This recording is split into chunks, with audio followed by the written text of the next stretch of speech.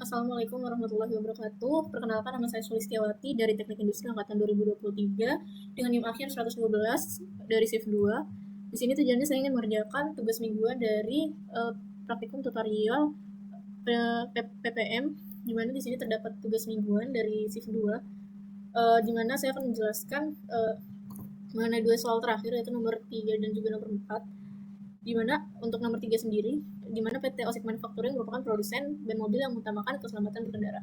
Karakteristik mutu utama yang dikontrol dalam proses produksi ban yaitu tekanan brush untuk memastikan standar keamanan internasional. Departemen QC melakukan pemeriksaan rutin setiap bulan selama 12 bulan berturut-turut. Pada setiap bulan, 12 unit sampel ban diambil secara random dari jalur produksi untuk diuji tekanan brushnya menggunakan brush pressure tester. Hasil uji tekanan brush untuk setiap sampel ban telah dicatat sebagaimana pada tabel, di mana di sini ada hasil tabel uji tekanan brush, di mana sini akan menentukan batas kendali atas dan batas bawah untuk pusat proses centerline dan membuat peta kendali yang sesuai berdasarkan data tabel 3. Lalu yang B, menggunakan aturan pola tidak wajar pada peta kendali, apakah proses tersebut sudah terkendali? Jelaskan, berikan alasan berdasarkan peta kendali yang dibuat. Untuk mengerjakan dua soal terakhir ini, saya akan menggunakan Minitab dan juga RStudio. Saya akan mengerjakan soal nomor 3, yang dimana untuk yang pertama itu menginstal dan membaca package. Setelah terinstall dan terbaca, maka saya menginput data untuk soal nomor 3 dengan membaca file Excel pada sheet 3. Setelah terbaca, maka saya akan menghilangkan kolom pertama. Nah, setelah itu, maka saya akan membuat peta kendali S, di mana untuk peta kendali ini digunakan untuk memantau stabilitas dari standar deviasinya dari setiap subgroup, untuk mengetahui apakah terdapat proses yang tidak terkendali atau tidak. Setelah itu, maka saya akan melihat data yang keluar dari batas kendali.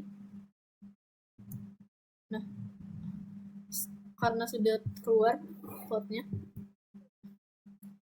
lalu di sini ada di mana satu titik melewati batas kendali. Lalu untuk selanjutnya melihat ringkasan peta kendalinya. Nah, di mana di sini terdapat analisis untuk peta kendalinya, di mana untuk jumlah subgrupnya itu 12, number of groupnya 12, dan juga untuk rata-rata deviasinya itu 1,31. Nah, untuk standar deviasinya itu 1,34, lalu untuk batas atasnya yaitu untuk batas bawahnya itu 0,46, dan untuk batas atasnya itu 21,67. Karena terdapat satu titik di luar batas atas, maka dapat dikatakan bahwa prosesnya ini tidak terkendali secara statistik, maka harus dilakukan perbaikan karena di sini datanya data kelima, maka menghapus data kelima.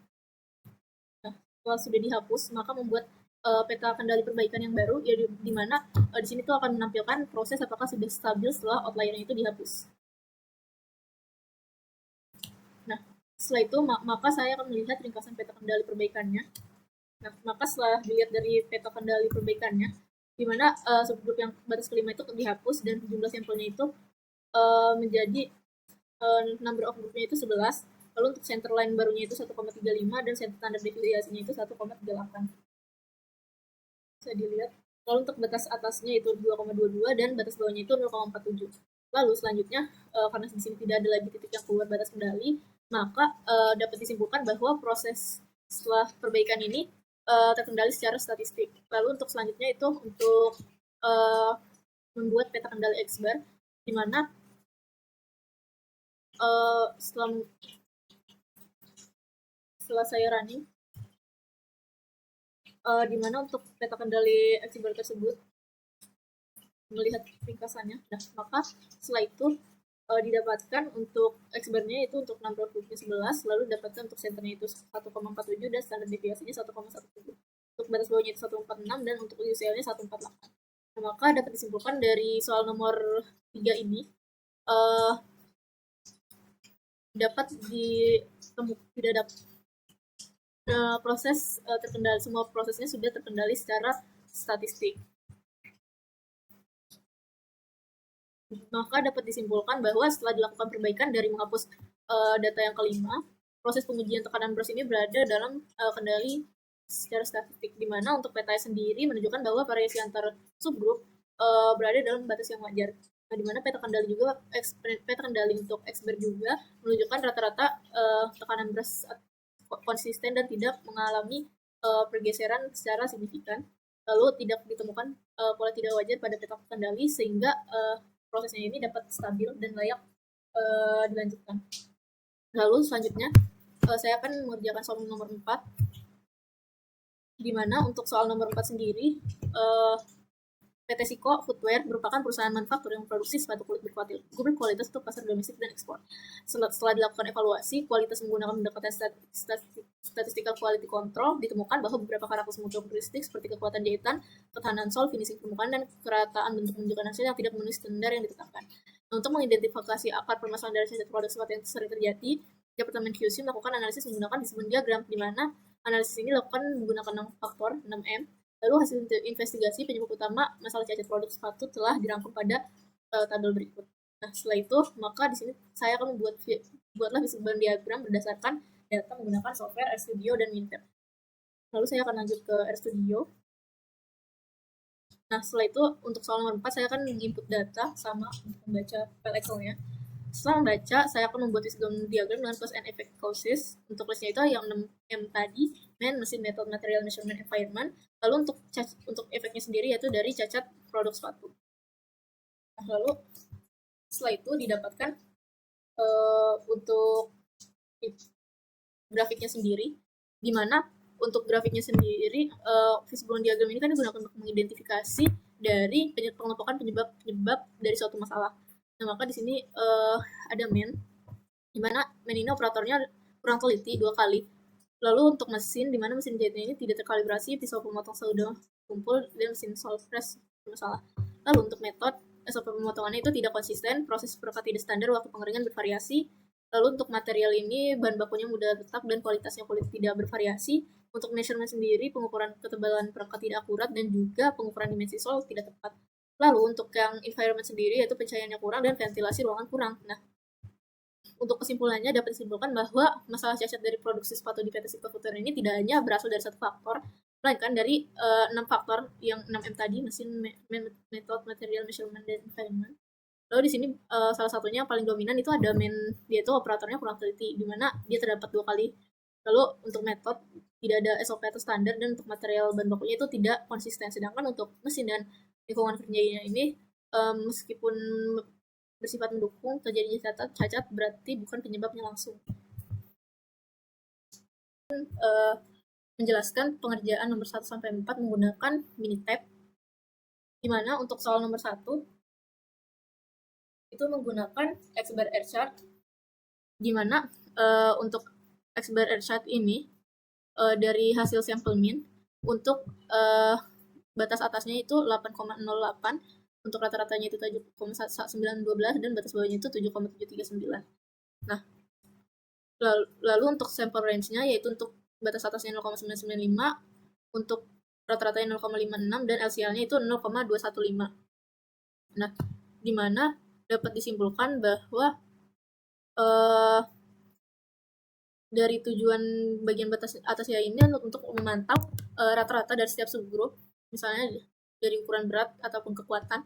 Lalu untuk selanjutnya semua titik ini berada di dalam batas kendali dan tidak ada pola yang tidak wajar, di mana dapat disimpulkan bahwa untuk sampel min ini dia itu berada di batas kendali statistik.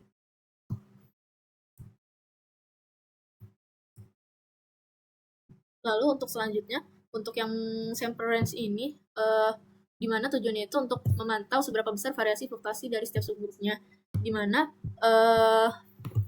untuk yang bagian bawah juga sama, semuanya berada dalam batas kendali, tidak ada lonjakan ataupun penurunan yang mencurigakan yang membuat polanya. Dapat disimpulkan bahwa SBR chart ini semuanya berada dalam batas kendali. Lalu untuk soal nomor 2 yang EMR itu untuk individual value-nya, untuk batas atasnya 18,16, rata-ratanya 15,5 dan batas bawahnya itu 12,84. Lalu untuk moving range-nya yaitu batas atas 3,267, moving range-nya 1 dan batas bawahnya 0. Lalu di sini ada untuk individual value untuk jarak local flex-nya yaitu 4,88, sebenarnya 44,94 dan batas bawahnya 44,40. Lalu untuk moving range-nya sendiri batas atas 0,112, MR-nya 0,03 dan LCL-nya 0,1. Nah, maka dapat diketahui bahwa EMR chart ini digunakan untuk memantau stabilitas proses dari kasus pengamatan individual, di mana eh e-chart ini memantau nilai individu dari setiap observasi. Lalu untuk MR ini memantau selisih absolut antar dua observasi berturut-turut. Nah, di mana untuk bagian atas ini itu semuanya nilai pengamatannya itu naik konstan, dan juga eh, semua titik setelah titik ke-13 di atas batasan UCL itu diberi angka 1. Itu maksudnya out of control, tidak terkendali secara statistik, di mana ini menunjukkan adanya tren naik sistematis, bukan fluktuasi acak. Lalu untuk bagian bawahnya sendiri itu menunjukkan tidak ada titik yang keluar dari batas, di mana proses terkendali secara statistik. Lalu selanjutnya untuk IMR juga sama, dua-duanya itu berada dalam batas yang terkendali secara statistik. Dapat disimpulkan bahwa proses tidak terkendali secara statistik itu berdasarkan grafik e-chart karena adanya tren naik konsisten yang melewati batas atas.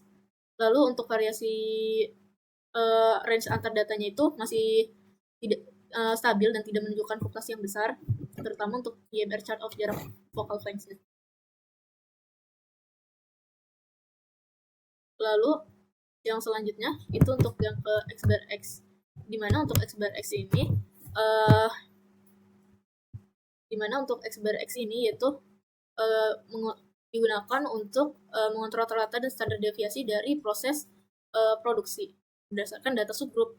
Lalu di sini ada untuk batas atasnya 147,84, rata-rata 1,146, dan batas bawahnya 4145. Lalu untuk UCL-nya, untuk yang sampel standar deviasi batas atasnya 2,16, rata-rata standar deviasi 1,31, dan batas bawahnya 0,46. Nah, di mana untuk sampel mean-nya ini terdapat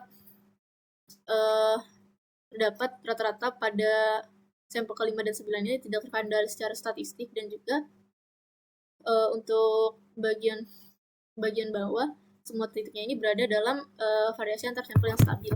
Lalu untuk kesimpulannya dapat disimpulkan bahwa proses dari X bar S ini tidak sepenuhnya stabil karena ada dua titik rata-rata yang keluar batas kontrol, di mana untuk variasi proses konsisten jadi fokus perbaikan pada faktor yang mempengaruhi min. Lalu selanjutnya soal yang nomor 4, yang dimana cause and effect diagram, dimana fishbone diagram ini kan digunakan untuk mengidentifikasi penyebab-penyebab konsisten dari cacat atau masalah utama. Dimana masalah utama pada soal ini yaitu cacat produk suatu.